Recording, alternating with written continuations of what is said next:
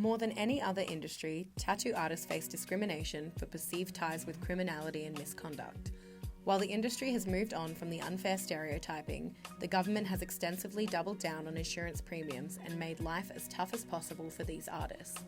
Today, we're peeling back the protective plastic wrap with Justin, owner of Shinko Tattoo, to talk about his experience in the tattoo industry, at the expense of tattoo. How did you get into tattooing?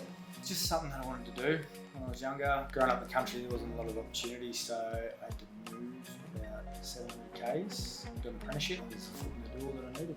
At the beginning of your tattooing, was the way the government involved with tattoo shops much different now? Much different, yeah. I feel like they had no bearing on the tattoo industry at all. I feel like it was a very unregulated industry. They didn't really have a specific place to put us, and I don't think what you did in your past or what you're doing in your spare time should have much bearing on how you create art. Because of society's outlook on the industry, tattoo artists have paid the price. Been a crazy hike on the insurance premiums. It's actually forced quite a few people out of business, unfortunately. One of my best mates has recently had to shut his shop due to the overinflation of insurance prices. He's pretty much just given everything away just because it just got too much for his landlord to cope. Some other really good friends of mine down in Ipswich are getting forced to shut their shop in about 4 months because they can't renew their lease. But I don't know if the government can be directly blamed for that. There's obviously, they're not regulating things properly if they're allowing that to happen, which is pretty sad. Are you finding it hard to cope with the inflation here?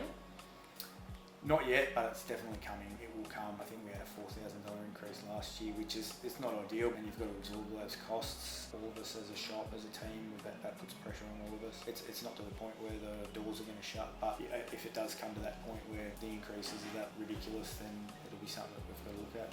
Do you think tattoo artists will have to raise the prices of their tattoos to match the inflation?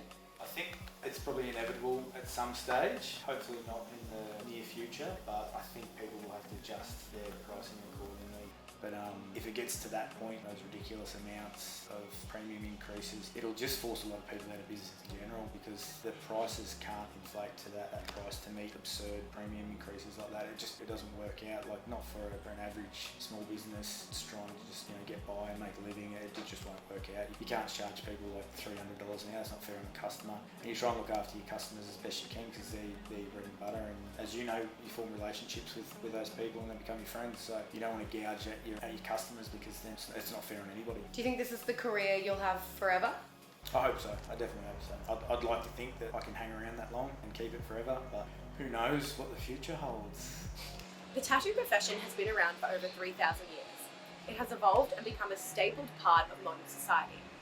Tattoo shops pay taxes and follow government guidelines like any other businesses.